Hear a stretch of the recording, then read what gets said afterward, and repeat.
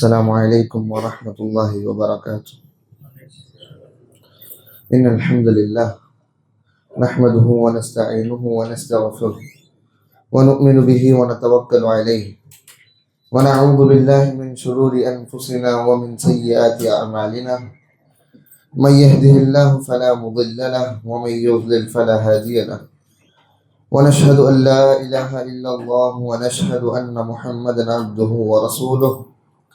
يا أيها الذين آمنوا اتقوا الله حق تقاته ولا تموتن إلا وأنتم مسلمون.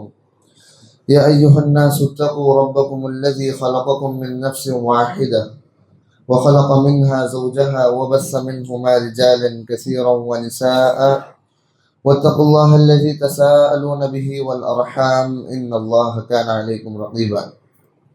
أما بعد فإن أصدق الحديث كتاب الله وخير الهدي وهدي محمد صلى الله عليه وسلم وشر الأمور محدثاتها وكل محدثة بدعة وكل بدعة ضلالة وكل ضلالة في النار.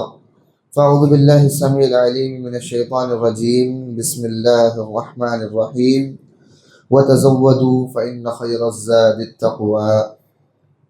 رب اشرح لي صدري ويسر لي أمري واحلل عقدة من لساني يفقهوا قولي. புகழனைத்தும் ஏக இறைவன் அல்லாஹ் ஒருவனுக்கு. சாந்தியும் சமாதானமும் இறுதி தூதர் முஹம்மது ரசூலுல்லாஹ் ஸல்லல்லாஹு அலைஹி வஸல்லம் அவர்கள் மீதும் அவர்களை பின்பற்றிய சத்திய சஹாபாக்கள், தாபீன்கள், தபா தாபீன்கள், மேலும் சலஃபுமார்கள், குறிப்பாக இங்கு அமர்ந்து கொண்டிருக்கக்கூடிய நம் அனைவரின் மீதும் நின்று நிலவட்டுமாக. ஆமீன். அல்ஹம்துலில்லாஹ். இந்த இஸ்லாமிய வாழ்வியல் ஒழுக்கங்களிலே அன்றாட இரவிலே பல ஒழுக்கங்களை நாம் பார்த்து கொண்டிருக்கிறோம். நேற்றைய தினத்தில் நாம் இரு ஒழுக்கங்களையும் பார்த்தோம்.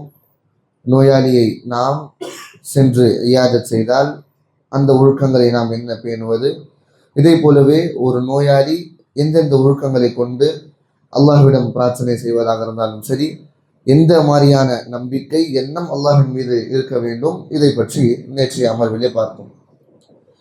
இந்த அமர்விலே இன்றைய நாள் நாம் நம் அன்றாட வாழ்வினுடைய ஒரு மிக முக்கியமான ஒரு அங்கம், நாம் தவிர்க்க முடியாத நம்மளுடைய லைஃபினுடைய ஒரு பார்ட் அப்படின்னு சொல்லலாம், பயணம் செய்வது. பயணம் செய்வது என்கிற ஒரு விஷயத்தை எடுத்துக்கொண்டாலே அன்றாட நாட்களிலே பயணம் செய்பவர்களும் இருக்காங்க, அல்லது தூரமாக இல்லது எப்படி வேணுமானாலுமே இந்த பயணம் என்கிற ஒரு விஷயம் நம்மளுடைய லைஃப்ல கண்டிப்பாக இருக்கும்.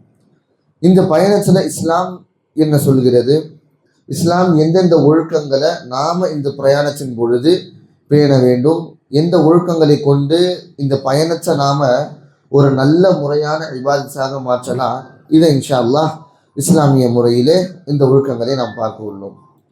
இதிலே வரக்கூடிய முதல் ஒழுக்கம் பயணத்தின் பொழுது நாம் பேணக்கூடியது. இது பெரும்பாலான மக்களுக்கு தெரியாமல் இருக்கும். ரசூலுல்லாஹ் ஸல்லல்லாஹு அலைஹி வஸல்லம் அவர்கள் நமக்கு இந்த ஒழுக்கத்தை கற்றுத் தருகிறார்கள். நாம் எப்பொழுதெல்லாம் பயணத்தை மேற்கொள்கிறோமோ, நீண்ட நேரமுடைய பயணமாக இருந்தாலும் சரி, அல்லது ஒரு நீண்ட காலத்திற்காக நாம் பயணம் செஞ்சு போகிறோம்னா, இந்த மாதிரியான பயணத்திற்கு முன்பாக நிச்சயமாக நாம் இஸ்திகாரா தொழுகையை தொழ வேண்டும். இஸ்திகாரா என்றால் என்ன? 2 ரக்காத், நஃபிலான 2 ரக்காத் சரி தொழுது, அதற்கு பிறகு அல்லாஹ்விடம் துஆ கேட்கக்கூடிய நேரத்தில் இந்த இஸ்திகாராவுடைய துஆவை ஓதிட்டு நாம் இந்த நம்முடைய பயணமோ அல்லது பல செயல்களோ இதை நாம் துவங்கணும். பொதுவாக நம்மளுடைய சிந்தனையில் இஸ்திகாரா என்றால் எப்படிப்பட்ட ஒரு துஆ தொழுகை அப்படின்னு பார்த்தீங்கன்னா, நமக்கு ஒரு விஷயம் நல்லதாக இருக்குமா இல்லையா, இந்த விஷயம் நமக்கு செட் ஆகுமா இல்லையா, இப்படி அல்லாஹ் சுப்ஹானஹு வ தஆலாவிடம் நாம் வைக்கக்கூடிய ஒரு கோரிக்கை, நமக்கு ஒரு தெளிவான ஒரு பதில் கிடைக்கக்கூடிய நிலைமையில நம்ம அல்லாஹ் கிட்ட இந்த இஸ்திகாராவை என்ன செய்வோம். இது நம்மளுடைய பொது நிலைமையாக இருக்கு. ஆனால் ஹதீஸினுடைய அடிப்படையில் எடுத்து பார்த்தீங்கன்னா, ரசூலுல்லாஹ் எங்க சஹாபாக்களுக்கு இந்த நிலைமைக்கு மட்டுமே, நாம கன்ஃபியூஷனாக இருக்கக்கூடிய இந்த நிலைமைக்கு மட்டுமே இஸ்திகாராவை குறிப்பிட்டு சொல்லலை. மாறாக ஹதீஸ் எடுத்து பார்த்தா தெரிகிறது, சஹாபாக்களுக்கு ரசூலுல்லாஹ் எந்த ஒரு செயலை செய்வதற்கு முன்பாகவுமே இஸ்திகாரா தொழுகையை தொழுங்க அப்படின்னு சொல்லி ரசூலுல்லாஹ் அவர்கள் இந்த ஒழுக்கத்தை கற்றுத்தராங்க. அதாவது நம்ம எந்த வேலையை செஞ்சாலுமே பரவாயில்ல, அதற்கு முன்பாக இந்த இஸ்திகாரா தொழுகையை தொழுகணும். நாம் ஒரு நல்ல காரியத்தை செய்ய போகிறோம், இஸ்திகாரா தொழுகையை தொழுகணும். இதே போலவே இந்த மாதிரியான டவுட்டான சுச்சுவேஷன்கள் இருக்கு, அப்பவுமே இஸ்திகாரா தொழுகையை தொழுகணும். நாம் செய்யக்கூடிய ஒவ்வொரு வேலைக்கும் முன்பாகவுமே இந்த 2 ரக்காத்துகளை தொழுது இஸ்திகாரா செய்ய வேண்டும். நாம கொஞ்சம் நல்லா கவனிச்சா தெரியும், இஸ்திகாரா அப்படின்னு சொன்னா வெறும் டவுட்டான இருக்கக்கூடிய நிலைமையில தொழக்கூடிய தொழுகை இல்லை, மாறாக அல்லாஹ்விடம் ஹைரை கேட்பதற்கான தொழுகை இது. அல்லாஹ்விடம் நல்லதையே அல்லாஹ் சுப்ஹானஹு வ தஆலா எங்களுக்கு நாடு என்கிற ஒரு துஆவினுடைய ஒரு தொழுகையாக இருக்கு இந்த இஸ்திகாரா. இதனுடைய பயன் என்ன அப்படின்னு பார்த்தீங்கன்னா, இந்த இஸ்திகாரா தொழுது விட்டு நாம நிச்சயமாக நம்முடைய பிரயாணத்தை ஆரம்பித்தா அல்லாஹ் சுப்ஹானஹு வ தஆலா கண்டிப்பாக அந்த பயணத்தில் இருக்கக்கூடிய அனைத்து நல்லதையும் அல்லாஹ் தருவான். அதே போலவே அல்லாஹ் சுப்ஹானஹு வ தஆலாவுக்கு தெரியும், அல்லாஹ் அல்லாமுல் குயூபாக இருக்கிறான், மறைவான ஞானம் அல்லாஹுக்கு தெரியும். நம்மளுடைய பிரயாணத்தில் அல்லாஹ் சுப்ஹானஹு வ தஆலா காப்பாற்றணும். பல தவறான விஷயங்கள், பல தவறான நிகழ்வுகள் ஏற்பட இருக்கிறதுனா இந்த இஸ்திகாரா தொழுகையின் மூலமாக அல்லாஹ் அதை தடுத்து விடுவான். இல்லை பெரிய ஒரு பேரிடர் நடக்க போகுதுன்னா அதிலிருந்து அல்லாஹ் சுப்ஹானஹு வ தஆலா காப்பாற்றி விடுவான். இது இஸ்லாம் காட்டக்கூடிய மிக அழகிய ஒழுக்கங்கள் ஒன்று. நாம் எந்த செயலை செய்தாலுமே சரி அதில் இஸ்திகாரா முதல் விஷயமாக இருக்கணும்.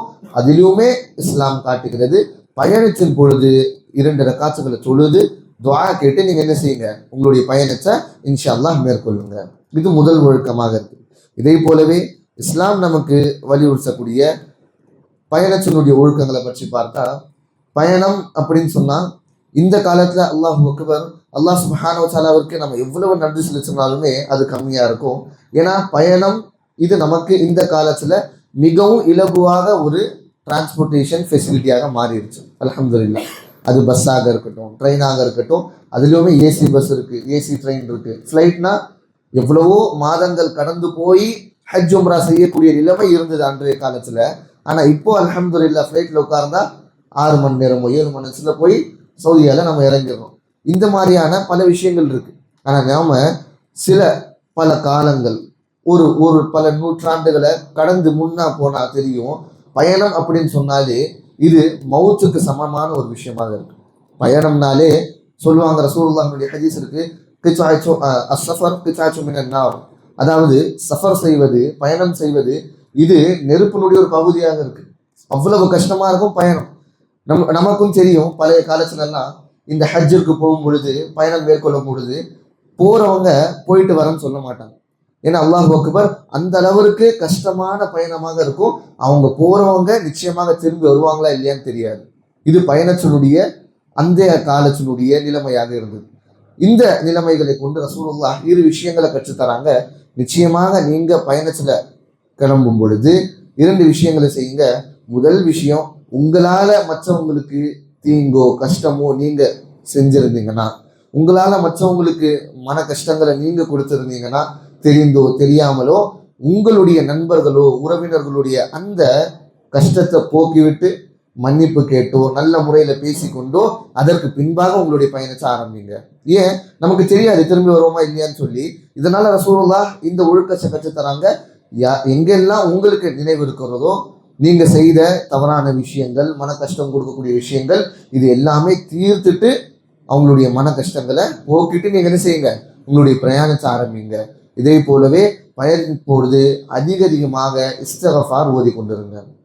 அல்லாஹ் சுப்ஹானஹு வ தஆலா மிக கஷ்டமான ஒரு பயணத்தை நம்ம மேற்கொள்ள போறோம்னா, அந்த பயணத்துல என்ன நடக்கும் என்ன இல்லை எதுவுமே நமக்கு தெரியாது, எதுவுமே கேரண்டி இல்லை. இதே நேரத்தில் ரசூலுல்லாஹ் அவர்கள் வலியுறுத்துறாங்க, இஸ்திக்ஃபார் இதை நீங்கள் கண்டிப்பாக இதை கெட்டியாக பிடிச்சு கொள்ளுங்க. 2 விஷயங்கள், நாம மற்றவர்களுக்கு எந்த ஒரு தீங்கு செஞ்சிருந்தாலுமே அல்லாஹ் மன்னிக்கணும், அவர்களிடமும் சென்று அதை என்ன செய்யுங்க, தீர்த்து விடுங்க. இஸ்திக்ஃபார் அதிகமாக ஓதி உங்களுடைய பிரயாணத்தை நீங்க மேற்கொள்ளுங்க. இது இஸ்லாம் காட்டக்கூடிய 2வது ஒழுக்கமாக இருக்கு. இதை போலவே இஸ்லாம் நமக்கு கற்றுத்தருகிறது, எங்க நாம பயணத்திற்கு தயாராகிறோமோ இந்த நிலைமையில, அதாவது நம்ம ஒரு லாங் டியூரேஷன் ஒரு நீண்ட கால பயணத்துல போறோம், இந்த மாதிரியான நேரங்கள்ல பல நபர்களுடைய பல சகோதரர்களுடைய அமானித பொருட்கள் நம்மக்கிட்ட இருக்கும். சில நேரங்களில் காசாக இருக்கலாம், அல்லது பொருட்களாக இருக்கலாம், பெண்கள் அப்படின்னா மற்றவங்களுடைய நகையாக கூட இருக்கலாம். இந்த மாதிரியான தருணங்களில் நாம நிச்சயமாக பயணிச்சின் பொழுது இந்த அமானித பொருட்களை அவர்களிடம் ஒப்படைத்து விட வேண்டும். யாருடைய பொருட்களாக இருக்கிறதோ அவர்களிடம் அந்த பொருட்களை ஒப்படைச்சிடணும். அப்படியும் இல்லையா, அவ்வளோ அர்ஜென்ட்ல இருக்கணும்னா நிச்சயமாக ஒரு நபர் நமக்கு பின்னாடி இதனுடைய அமானிதக்காரராக பொறுப்பாளியாக அவர்களை நியமித்து அவர்களுக்கு நம்ம கிட்ட என்னென்ன இருக்கோ, யார் யாருடைய பொருட்கள் இருக்கோ அந்த லிஸ்ட்டை கொடுத்துட்டு நம்ம போயிடணும். இந்த ஒழுக்கம் எங்கிருந்து மார்க் அறிஞர்கள் நமக்கு கற்றுத் தருகிறார்கள் என்றால், அனைவருக்கும் தெரியும் ஹிஜ்ரத்தினுடைய நிகழ்வு. ஹிஜ்ரத்தின் பொழுது ரசூலுல்லாஹ் ஸல்லல்லாஹு அலைஹி வஸல்லம் அவர்களை பாருங்க, ரசூலுல்லாஹ்வை மக்காவாசிகள் திட்டினாங்க, இவர்களை சூனியக்காரன்னு சொன்னாங்க, பொய்யன்னு சொன்னாங்க. ஆனா அதே ரசூலுல்லாஹ் ஸல்லல்லாஹு அலைஹி வஸல்லம் அவர்களிடம் அந்த அஹ்லாக்கை பாருங்க, எந்த அஹ்லாக்கை நாம கற்றுக்கொள்கிறோமோ அந்த அஹ்லாக்கை கொண்டு எந்த நேரமும் மக்காவாசிகளுக்கு ஒரு சின்ன கம்ப்ளைண்ட் கூட வந்ததில்லை ரசூலுல்லாஹ்க்கு. சுப்ஹானல்லாஹ். எத்தனையோ அவதூறுகளை பரப்பினாங்க, எத்தனையோ விஷயங்களை செஞ்சாங்க, கொலை முயற்சி கூட செய்தார்கள். ஆனா ரசூலுல்லாஹ்வுடைய ஒழுக்கங்களை கொண்டு இந்த நபி ஒழுக்க கெட்டவரும் சொல்லி எந்த ஒரு மக்காவாசி ஒரு முஷ்ரிக் கூட சொல்லலை. இது ரசூலுல்லாஹ்வுடைய மேன்மையான ஒழுக்கங்களாக இருந்தது. இதனாலே நீங்க ஹிஜ்ரத்ல பார்த்தா கடைசி இரவு ரசூலுல்லாஹ் ஹிஜ்ரத் செய்வதற்காக கிளம்புறாங்க. அப்போ ரசூலுல்லாஹ் அப்படியே செல்லாம மக்காவாசிகள் அந்த நேரத்திலையுமே எந்த அளவிற்கு இவங்க பகையாக இருந்தாங்களோ, ஆனா இருந்தாலுமே மக்காவாசிகளுடைய பொருட்கள் ரசூலுல்லாஹ் கிட்ட அமானிதமாக இருந்தது. அல்லாஹ் அக்பர். அவங்களுக்கு தெரியும் இந்த முஹம்மத் கிட்ட கொடுத்தா ஸல்லல்லாஹு அலைஹி வஸல்லம் கண்டிப்பாக நம்மளுடைய பொருளை இவர் காப்பாற்றுவார். இதுலயும் நம்மளுடைய இந்த கொள்கை ரீதியாகவோ இந்த எதிரி இந்த விஷயங்கள், இந்த பகையை இந்த பொருட்களை இவர் காட்ட மாட்டாரு. இந்த ஒழுக்கங்கள் அவங்களுக்கும் தெரியும். இவ்வளவு பெரிய நல்ல ஒழுக்கதாரியாக ரசூலுல்லாஹ் இருந்தாங்க. அப்ப இந்த ரசூலுல்லாஹ் என்ன செய்யறாங்க, கடைசி இரவு உடனடியாக நம்ம கிளம்பணும், யாருக்கும் தெரியாம போனோம்னா ரசூலுல்லாஹ் அப்படியே போய்விடாம அந்த அமானிதங்களை அலி ரஸியல்லாஹு அவர்களை அங்க தங்க சொல்லி அவர்களுடைய அந்த படுக்கையில படுக்க சொல்லி அவங்க ரசூலுல்லாஹ் வசியத் செய்யறாங்க, நிச்சயமாக இந்த பொருட்கள் எல்லாம் என்ன செய்யணும், இது இன்னாரோடது இது இன்னாரோடது சொல்லி தெளிவாக சொல்லி காலை விழுந்தவுடன் நீங்க போய் இந்த பொருட்கள் இந்த அமானிதங்கள் எல்லாமே திருப்பிட்டு அதுக்கப்புறம் நீங்க ஹிஜ்ரத் செஞ்சு மதீனாவுக்கு வந்துருங்க. சுப்ஹானல்லாஹ். அப்ப ரசூலுல்லாஹ் பயணத்தின் பொழுது கூட நம்ம கிட்ட இருக்கக்கூடிய பொருட்கள் இது நிச்சயமாக சேஃபா இருக்கணும். இது யார் நமக்கு அளித்தார்களோ அந்த அமானிதங்களை ஒப்படைக்கக்கூடிய அந்த ஒழுக்கத்தை நமக்கு கற்றுத்தராங்க. பயணத்திற்கு முன்பாகவே இது முடிஞ்சிடணும். நாம கிட்ட போறோம் 2-3 நாட்கள் தான் ஆகும்னா இது பரவாயில்ல. ஆனா இது எங்க ஒழுக்கத்தை நாம ஃபாலோ பண்ணணும், நாம நிச்சயம் இந்த ஊரை விட்டு போறோம், படிப்பு ரீதியாகவோ அல்லது வேலை ரீதியாகவோ மற்ற நாட்டுக்கோ மற்ற ஸ்டேட்டுக்கு போறோம்னா அந்த மாதிரியான நேரங்கள்ல அந்த பயணத்திற்கு முன்பாக இந்த மாதிரியான விஷயங்களை கண்டிப்பாக முடித்து விட்டு செல்ல வேண்டும். இது நம் மீது கடமையாக இருக்கு. இது இஸ்லாம் காட்டக்கூடிய ஒரு ஒழுக்கமாக இருக்கு. இதை போலவே இஸ்லாம் கற்றுத்தரக்கூடிய ஒரு நல்ல ஒழுக்கத்துல இது நம்ம அனைவரும் பின்பற்றுவோம். இருந்தாலுமே அல்லாஹ் சுப்ஹானஹு வ தஆலா இதை கொண்டு குர்ஆனில் வசனத்தையே இறக்கி இருக்கிறான். அல்லாஹ் சுப்ஹானஹு வ தஆலா குர்ஆனில் சொல்கிறான், வதஸவ்வது ஃபஇன்ன கைரஸ் ஸாதி தக்வா. நீங்க பயணம் செய்கிறீர்கள், பயணம் உங்களுடைய அத்தியாவசிய தேவையில ஒன்றாக இருக்கு. ஏன்னா நம்மளுடைய அந்த அரபு கல்ச்சரை பார்த்தீங்கன்னா அவங்க அதிகமாக பயணத்தை மேற்கொள்வாங்க. பிஸ்னஸ் ரீதியாக அவங்களுடைய இருந்த ஒரே வேலையே பயணம் செய்வது, பிஸ்னஸ் செய்வது. அப்போ அதிகமாக பயணத்தை மேற்கொள்ளும் பொழுது ரசூலுல்லாஹ் ஸல்லல்லாஹு அலைஹி வஸல்லம் அவர்களை பார்ப்பதற்காக அல்லது ஹஜ் செய்வதற்காக பல இடங்களிலிருந்து பல நாடுகளிலிருந்து ஹஜ் செய்வதற்காகவோ உம்ரா செய்வதற்காகவோ மக்கள் காபத்துல்லாஹ்விற்கு வருவாங்க. அந்த நேரத்தில் ரசூலுல்லாஹ்வை பார்க்கவும் வருவாங்க பல நபர்கள், கேள்விப்பட்டு இந்த மாதிரியான ஒரு நபி இருக்காரு அப்படின்னு சொல்லி. அப்போ யமன் நாட்டிலிருந்து வரக்கூடிய இந்த மாதிரியான இந்த குரூப், குறிப்பாக யமன் நாட்டிலிருந்து வரக்கூடிய இவர்கள் என்ன செய்வாங்க, இந்த பிரயாணத்துல தேவைப்படக்கூடிய பொருட்களை ஒருபோதும் கொண்டு வருவதில்லை. அது துணிமணியா இருக்கட்டும், உணவு பொருட்களாக இருக்கட்டும், அல்லது அவங்களுக்கு அத்தியாவசிய தேவையாக இருக்கட்டும், அந்த டென்ட் இந்த மாதிரியான விஷயங்கள் எதுவுமே இவர்கள் கொண்டு வருவதில்லை. ஆனா அல்லாஹ் சுப்ஹானஹு வ தஆலா இதை கூட கண்டிச்சு ஒழுக்கத்தை கற்றுத்தரான். வதஸவ்வது ஃபஇன்ன கைரஸ் ஸாதி தக்வா. நீங்க என்ன செய்யுங்க, ஈமான் கொண்டு வந்து விட்டீர்கள் என்றால் இருக்கக்கூடிய அனைத்து ஒழுக்கங்களையும் பேணணும். அந்த ஒழுக்கங்கள்ல பிரயாணத்தினுடைய ஒழுக்கம் என்னவாக இருக்கு, பயணத்தின் பொழுது தேவைப்படக்கூடிய அனைத்து பொருட்களையும் சாமானையும் நீங்க வாங்கிட்டு போங்க, எடுத்துட்டு போங்க. மாறாக இந்த எண்ணம் உங்களுடைய உள்ளத்தில் இருக்கக்கூடாது. போற போக்கில் எங்கேயாச்சும் வாங்கிக்கலாம், இல்லை இவங்களுடைய வீட்டில் இருக்கும், நம்ம போற வழிதான், இல்லை நாம எங்கேயாச்சும் போய் கேட்டா கொடுத்துருவாங்க, இப்படின்னு பல மக்கள் இருக்காங்க. நம்ம பிரயாணத்துல தேவைப்படக்கூடிய பொருட்களை எடுத்துட்டு போக மாட்டாங்க. ஆனா அல்லாஹ் சுப்ஹானஹு வ தஆலா இங்க கண்டிச்சு வசனத்தை சொல்றா, வதஸவ்வது, நீங்க பயண பொருட்களை எடுத்துக்கொள்ளுங்கள், ஃபஇன்ன கைரஸ் ஸாதி தக்வா, மேலும் உங்களுடைய பயணம் அப்படின்னு சொன்னா ஒரு இடத்தை விட்டு இன்னொரு இடத்துக்கு வருது. அதே பயணத்தினுடைய ஒரு மீனிங் நாம இந்த இஸ்லாத்துல பயணிப்பது. நாம இந்த உலகத்துல இருந்து இஸ்லாத்துல பயணிச்சு நாம எங்க போறது? இன்ஷா அல்லாஹ் மறுமை நாளிலே சொர்க்கத்துக்கு போய் சென்றடையணும். இந்த பயணத்துல கூட உங்களுக்கு அதிகமான நன்மை தரக்கூடிய மிக சிறந்த ஒரு பொருள், பயண பொருள் அப்படின்னா தக்வா, அல்லாஹ்வுடைய இறையச்சம். எங்க நீங்க பயண பொருட்களை எடுத்துட்டு போறீங்களோ இந்த சஃபர், இந்த பயணம், அதாவது உலகத்துல இருந்து மறுமை நாள் வரைக்கும் சொர்க்கத்து வரைக்கும், இந்த பயணத்துல உங்களுடைய உள்ளத்துல தக்வாவை எடுத்துட்டு போங்க. இந்த தக்வா அப்படின்னு சொல்லக்கூடிய விஷயம், அல்லாஹ்வுடைய இறையச்சம் நீங்க எங்க இருந்தாலும் இருக்கணும். இது மிக சிறந்த ஒரு விஷயமாக இருக்கு. யார் இந்த பயணத்துல ஜன்னத்துக்கான இந்த சொர்க்கத்தினுடைய பயணத்துல தக்வாவை எடுத்துக்கொண்டு செல்கிறார்களோ இவர்களுடைய பயணம் நிச்சயமாக வெற்றிகரமாக முடிஞ்சிடும். அல்லாஹ் அக்பர். இது அல்லாஹ் சுப்ஹானஹு வ தஆலா பயணத்துல ஒடுக்கமும் சொல்லித்தரான். இதே போலவே சொர்க்கத்துல நுழையப்படக்கூடிய ஒரு நல்ல அமலை பற்றி அல்லாஹ் சுப்ஹானஹு வ தஆலா கற்றுத் தருகிறான். நாம ஒரு பொழுதும் பயண பொருட்களை விட்டு விட்டு செல்லக்கூடாது. இது அவர்களுக்கு அல்லாஹ் காட்சி கொடுத்த ஒரு ஒழுக்கமாக இருக்கு. இதே போலவே இந்த அடிப்படையில் இந்த தொடரில் வரக்கூடிய ஒரு ஒழுக்கம் இது முஸ்தஹப், அதாவது ரசூலுல்லாஹ்விற்கு விரும்பத்தக்க ஒரு செயலாக இருந்தது. என்னவென்று பார்த்தால், நாம பயணம் செய்யும் பொழுது தனியாக பயணம் செல்வதை மேற்கொள்வதை தவிர்த்து கொள்ளணும். அதுவும் எப்பொழுது அப்படின்னு பார்த்தீங்கன்னா, குறிப்பாக இரவு நேரங்களில், இரவு நேரத்தில் பயணத்தை மேற்கொள்கிறோம். அதுவும் எந்த மாதிரியான பாதை சாலையை யூஸ் பண்ணுறோம்னா, அங்கே அந்த சாலையோ பாதையோ விரிச்சோடி கடந்து எந்த ஒரு ஆள் நடமாட்டமும் இல்லை, எந்த ஒரு வாகனமும் வந்து செல்லாது. இந்த மாதிரியான பாதைகளை நாம பயன்படுத்துவதற்கு ரசூலுல்லாஹ் அவர்கள் சொல்லியிருக்காங்க, நிச்சயமாக தவிர்த்து கொள்ளுங்கள். ரசூலுல்லாஹ்வுடைய ஹதீஸ்ல வருகிறது, ஸல்லல்லாஹு அலைஹி வஸல்லம் அவர்கள் அறிவிக்கிறார்கள், நிச்சயமாக நான் இந்த மாதிரியான விரிச்சோடி கிடக்கக்கூடிய இருள் சூழப்பட்ட இந்த மாதிரியான பாதைகளிலே நீங்கள் தனியாக சஃபர் செய்தால், பயணம் செய்தால், உங்களுக்கு நேரிடக்கூடிய பல நஷ்டங்களை பற்றி உங்களுக்கு சொன்னா நீங்க என்ன செய்வீங்க? உங்களுடைய பயணத்தையே விட்டுருவீங்க, பயணத்தையே மேற்கொள்ள மாட்டீங்க. ஆகையால இந்த இரவினுடைய பயணத்துல இந்த மாதிரியான விரிச்சோடி கிடக்கக்கூடிய சாலைகளோ அல்லது ரோடோ இந்த மாதிரியான பாதைகளை பயன்படுத்துவதை தவிர்த்து கொள்ளுங்க.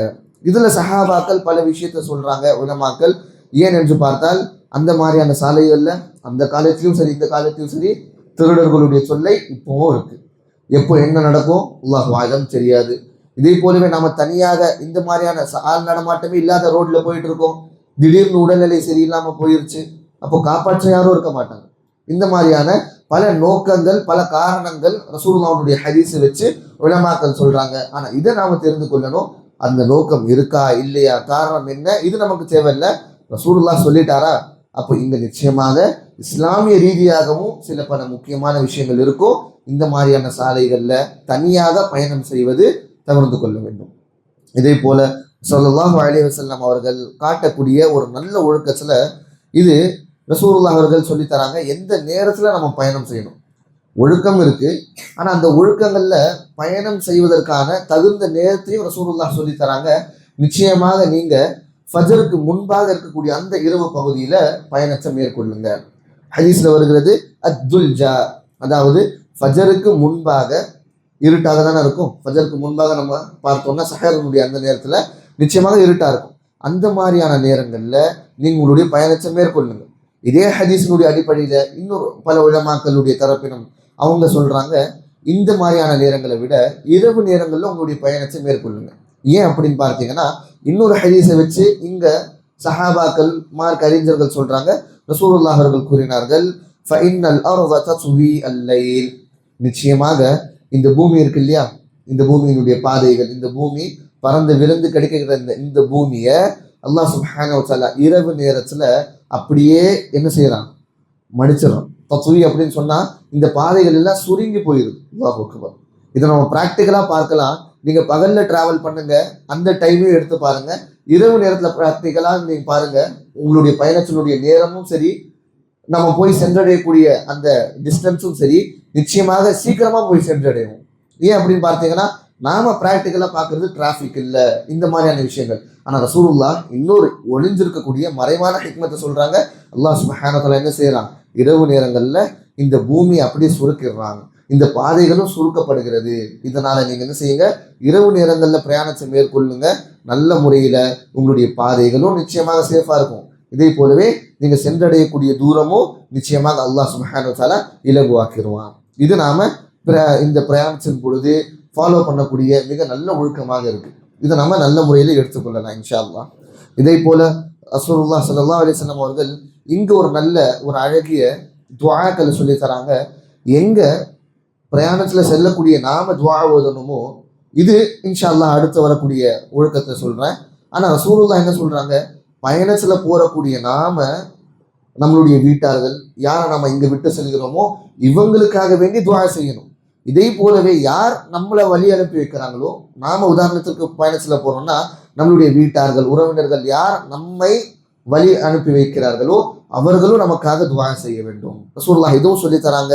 நாம அவங்களுக்கு என்ன துஆ சொல்லி தரணும், இஸ்தஊதகல்லஸீ லா யதீஉ துஆக். அல்லாஹ் சுப்ஹானஹு வ தஆலா நிச்சயமாக உங்களுக்குரிய அந்த அமானிதம், உங்களுக்கான அந்த பொருட்கள் எதுவாக இருந்தாலுமே இது அல்லாஹ் சுப்ஹானஹு வ தஆலா காப்பாற்றுவான். இது நிச்சயமாக வீணடிக்கப்படாது. இதே போலவே யார் வழி அனுப்பி வைக்கிறார்களோ அவர்களும் துஆ செய்ய வேண்டும். இஸ்தஊத அல்லாஹு தீனக் வ அமானதக் வ ஹவாத்திம் அமலிக். நிச்சயமாக அல்லாஹ் சுப்ஹானஹு வ தஆலா உங்களுடைய தீனை காப்பாற்ற வேண்டும். நீங்க போறீங்க, உங்களுடைய விஷயங்கள் இருக்கு, பொருட்கள் இருக்கு, அல்லாஹ் சுப்ஹானஹு வ தஆலா உங்களுடைய அமானத்தையும் என்ன செய்யணும், காப்பாற்ற வேண்டும். வ ஹவாத்திம் அமலிக். மேலும் நீங்க செய்யக்கூடிய இந்த செயல் உங்களுடைய பிரயாணத்தினுடைய கடைசி பகுதி, அதாவது முடிவடையக்கூடிய அந்த நேரத்தில் கூட அல்லாஹ் சுப்ஹானஹு வ தஆலா சிறப்பாகவும் நல்ல முறையிலுமே உங்களுடைய பிரயாணத்தை மேற்கொள்ள வைக்கணும். இப்படிப்பட்ட துஆவை ரசூலுல்லாஹ் கண்டிப்பாக சொல்லித்தராங்க. நம்ம பொதுவாக சொல்லுவோம், நல்லபடியாக போயிட்டு வாங்க, நல்லா பார்த்து போங்க, இப்படியெல்லாம் பல இன்ஸ்ட்ரக்ஷன் சொல்லுவோம். ஆனால் சுன்னத்தான முறையில் பார்த்தா ரசூலுல்லாஹ் அவர்கள் இரு தரப்பினர்களுக்கும் இரு துஆக்களை கற்றுத்தராங்க. இந்த துஆக்களை நாம ஓதி அவங்களை வழி அனுப்பி வச்சா நிச்சயமாக இது சுன்னத்தை பின்பற்றக்கூடிய ஒரு விஷயம். இதே போலவே இது மஸ்னூனான துஆக்கள்ல வருகிறது. இதுக்கும் நன்மை உண்டு. அல்லாஹ் சுப்ஹானஹு வ தஆலா இந்த நன்மையை தருவானாங்க. ஆமீன். இதே போலவே பயணத்துல நாம செல்லும் பொழுது மிக முக்கியமாக நாம் துஆ ஓத வேண்டும். பயணத்தினுடைய துஆ என்ன? பொதுவாக நாம பார்த்தா எல்லாருக்கும் தெரிஞ்ச மாதிரி சுப்ஹானல்லஸீ சக்கர லனா இதான். ஆனா இது நாம வாகனத்துல போகக்கூடிய துஆவாக இருக்கு.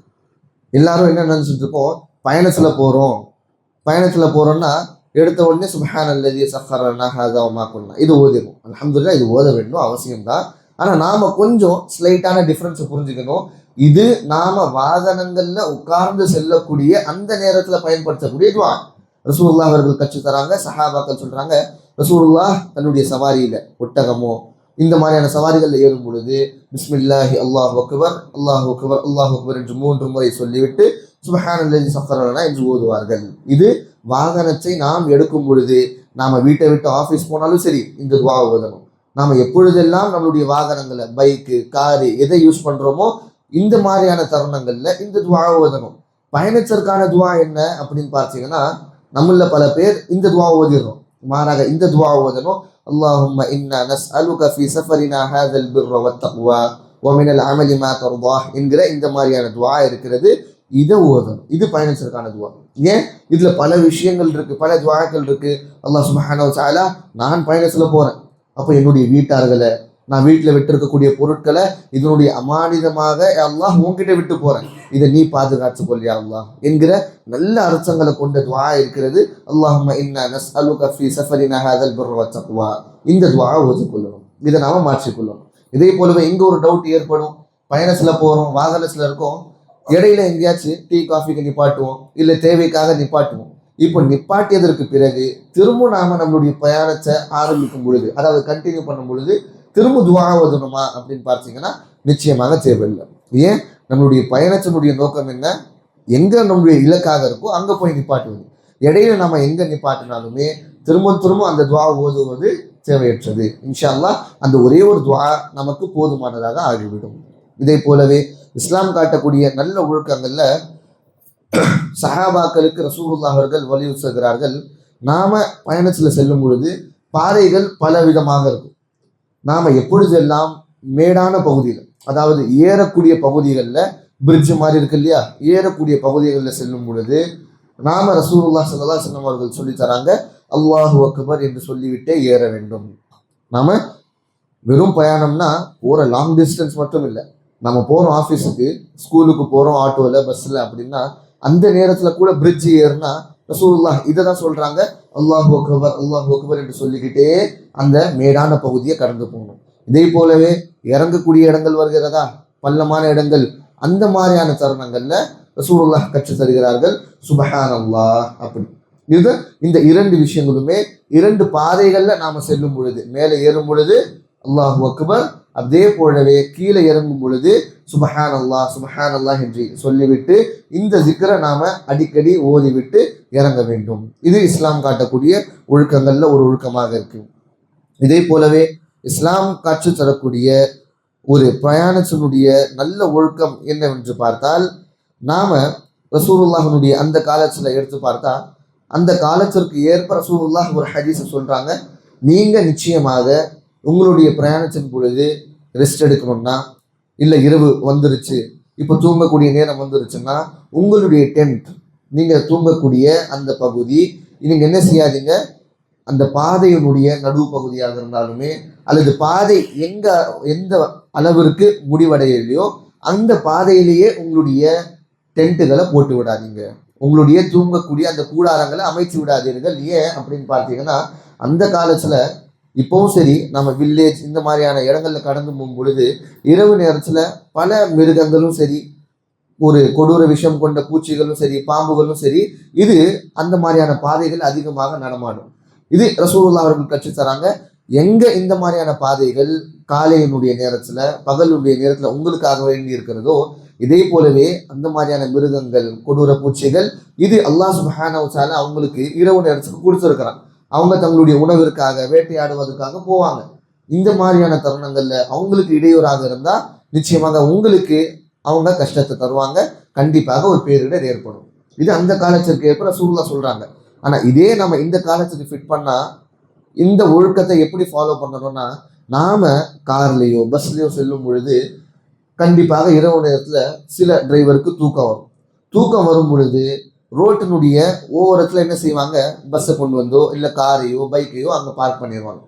அந்த ஓரம் எப்படி இருக்கும், பெரிய ரோடாக இருந்தால் பரவாயில்ல, அது கண்டிப்பாக தெரிஞ்சிடும். ஆனால் ஹைவேல கண்டிப்பாக லைட் இருக்காது. இந்த ஓரத்தில் பஸ் நிற்கும். பல ஆக்சிடென்ட் இந்த மாதிரியான நிகழ்வுகள்ல தான் நடக்கும். இந்த மாதிரியான நிலைகள்ல இங்க காரோ பஸ்ஸோ நிற்கும், ஆனால் வரக்கூடிய அந்த வாகனங்களுக்கு இது கண்டிப்பாக தெரியாது. இதனாலேயே இந்த கால உலமாக்கள் என்ன சொல்றாங்க, இப்படிப்பட்ட நேரங்கள்ல நாம நல்ல இடங்களை தேடி போய் ரெஸ்ட் எடுக்கணும். பெட்ரோல் பங்கா, இல்லை மற்ற பார்க்கிங் ஏரியாவா, இல்லை இது ரோட்டுக்கு மிகவும் அப்பாற்பட்ட ஒரு இடம், ரொம்ப தனியாக இருக்கு, இங்க வாகனம்லாம் ஸ்பீடா போகாது அப்படின்னா இந்த மாதிரியான இடங்கள்ல உங்களுடைய வாகனங்களை பார்க் பண்ணி நீங்க ரெஸ்ட் எடுங்க, நீங்க நிம்மதியாக தூங்குங்க. இது இஸ்லாம் காட்டி தரக்கூடிய ஒரு ஒழுக்கமாக இருக்கு. இதே போலவே கடைசியாக இரண்டு விஷயங்களை நாம புரிந்து கொள்ளணும். இது பெரும்பாலான நம்ம முஸ்லிம்கள் அமல் செய்வதில்லை, தெரிந்து கொள்வதில்லை. என்ன எந்த சுன்னத் அப்படின்னு பார்த்தீங்கன்னா, ரசூலுல்லாஹ் ஸல்லல்லாஹு அலைஹி வஸல்லம் அவர்கள் எந்த பயணத்தை மேற்கொண்டு திரும்ப தன்னுடைய வீட்டிற்கு வருவார்களோ, வரும் பொழுது முதல் எடுத்த உடனே ரசூலுல்லாஹ் வீட்டுக்கு வர மாட்டாங்க, மாறாக மஸ்ஜிதுக்கு செல்வார்கள். மஸ்ஜிதிற்கு சென்றதற்கு பிறகு ரசூலுல்லாஹ் ஸல்லல்லாஹு அலைஹி வஸல்லம் 2 ரகாத்துகள் தொழுது அல்லாஹ்விற்கு நன்றி செலுத்தியதற்கு பிறகு தன்னுடைய வீட்டிற்கு வருவார்கள். இதை பொதுவாக நாம பார்க்கலாம். ஹஜ் உம்ரா செய்து வந்தக்கூடிய அந்த ஹாஜிகள், முஅத்தமிரீன்கள் என்ன செய்வாங்க, இந்த மாதிரியான சுன்னத்தை பின்பற்றுவாங்க. ஆனா இது நாம வெறும் ஹஜ் உம்ராக்கு மட்டுமே வச்சுக்கிட்டோம். ஆனா மாறாக இந்த சுன்னத் எப்படி இருக்கு, ரசூலுல்லாஹ் ஸல்லல்லாஹு அலைஹி வஸல்லம் அவர்கள் போர் செஞ்சு வந்தாலுமே சரி முதல்ல மஸ்ஜிதுக்கு போவாங்க, அல்லது மற்ற பிரயாணங்களுக்கு சென்று வந்தாலுமே சரி மஸ்ஜிதுக்கு முதல்ல போவாங்க. மாறாக நாம எந்த விதத்தில் சென்று வந்தாலுமே முதல் விஷயமாக நம்ம ஊருக்கு வரோமா, நம்மளுடைய வீட்டுக்கு வரோமா, முதல் விஷயமாக மஸ்ஜிதுக்கு வரணும். மஸ்ஜிதுக்கு வந்து 2 ரக்காத் தொழுதுட்டு இன்ஷா அல்லாஹ் நம்ம வீட்டுக்கு போகணும். கடைசியாக இன்னொரு ஒழுக்கத்தை சொல்லி நாம முடிச்சு கொள்ளலாம். எங்க இந்த மாதிரியான ஒழுக்கங்களை நாம பின்பற்றுகிறோமோ இதை போலவே நாம இரு விஷயங்களை தெரிந்து கொள்ளணும். சஃபர் அப்படின்னு சொல்லக்கூடிய இந்த பயணத்தின் பொழுது பல ஒழுக்கங்கள் இருக்கு. ஆனால் இந்த விஷயத்தை நாம் மறந்துடணும். நாம் ட்ரிப்புக்கு போனாலும் சரி, சும்மா சுற்றுறதுக்காக போகிறோம், பயணத்தை மேற்கொள்கிறோம், இல்லை பல பர்பஸ்க்காக போகிறோம்னா எப்படி வேணாலும் போனாலும், ஆனால் பயணத்தின் பொழுது இதை நாம் கவனிச்சல் கொள்ளணும். அந்த வக்து இருக்கு இல்லையா, பயணத்தின் பொழுதான அந்த நேரத்தை வீணடிக்காம அல்லாஹ்வுடைய தூதர் ஸல்லல்லாஹு அலைஹி வஸல்லம் அவங்க சொல்றாங்க, இந்த மாதிரியான துஆக்கள், இந்த மாதிரியான நேரங்களுடைய துஆக்களை அல்லாஹ் நிச்சயமாக ஏற்றுக்கொள்கிறான். இந்த மாதிரியான நேரம் அதுல ஒன்று அல் முசாஃபிர், தஅவத்துல் முசாஃபிர், அதாவது சஃபர் செய்யக்கூடிய, பயணம் செய்யக்கூடிய ஒரு பயனாளியினுடைய, ஒரு பயணம் செய்யக்கூடிய நபர்களுடைய துஆவை அல்லாஹ் நிச்சயமாக நிராகரிப்பதில்லை. அப்போ நாம் பயணத்தை மேற்கொள்ளும் பொழுது ஒவ்வொரு முறையும் எங்க மற்ற விஷயங்களை பேசிக்கொண்டோ அல்லது நாம் மற்ற விஷயங்களை யூஸ் பண்ணிட்டு போகும் பொழுது இதுக்காகவே நாம் ஒரு டைமை ஒதுக்கணும். துஆ நிச்சயமாக செய்யணும். துஆ நம்மளுடைய பயணத்தில் செய்யணும். ஏனென்றால் இந்த துஆ அல்லாஹ் சுப்ஹானஹு வ தஆலா கண்டிப்பாக ஏற்றுக்கொள்வான். இதை ரசூலுல்லாஹி அவர்களுக்கு கற்றுத் தராங்க. இதே போல மிக நீண்டமான துஆக்கள், மிக நீண்டமான பயணங்கள் மேற்கொள்ளும் பொழுது பயணத்தினுடைய சட்ட திட்டங்களை தெரிந்து கொள்ள வச்சுக்கணும். எப்பொழுது நமக்கு தண்ணீர் கிடைக்கலன்னா எங்க நாம சென்று தயமம் செய்வது, எப்படி தயமம் செய்வது, மேலும் கசுர் அப்படின்னு சொல்லுவாங்க. பயணத்தின் பொழுது 4 ரக்காத் கூடிய அந்த சுடுகை எல்லாம் எத்தனை ரக்காத்தாக மாறிடும்? 2 ரக்காத்தாக மாறிடும். மாஷா அல்லாஹ். இந்த மாதிரியான பல ஒழுக்கங்கள் இருக்கு, பல சட்ட திட்டங்கள் இருக்கு. இதையெல்லாம் நாம் தெரிந்து வைத்து கொள்ள வேண்டும். இது இஸ்லாம் காட்டக்கூடிய பிரயாணத்தின் பொழுதான ஒழுக்கங்களாக இருக்கு. நிச்சயமாக இதை பின்பற்றி நாம் பயணத்தை மேற்கொண்டால் நம்முடைய பயணமும் ரசூலுல்லாஹ்வுடைய சுன்னத்தின் அடிப்படையில் இருக்கும். அல்லாஹ் சுப்ஹானஹு வ தஆலாவுடைய இந்த இஸ்லாம் காற்றுக் கொடுக்கக்கூடிய ஒழுக்கமாகவும் இருக்கும். நம்முடைய பயணம் நன்மையில சென்றட முடியும். ஆகையால் அல்லாஹ் சுப்ஹானஹு வ தஆலா நம்முடைய பயணங்கள்ல இந்த மாதிரியான ஒழுக்கங்களை பின்பற்றக்கூடிய ஒரு நல்ல ஒழுக்க முஸ்லிமாக நம் அனைவரையும் ஆக்கி அருள் புரிவானாக. ஆமீன். வாஹிரு தஅவானா அல்ஹம்துலில்லாஹி ரப்பில் ஆலமீன். வஸ்ஸலாமு அலைக்கும் வரஹ்மத்துல்லாஹி வபரகாத்துஹு.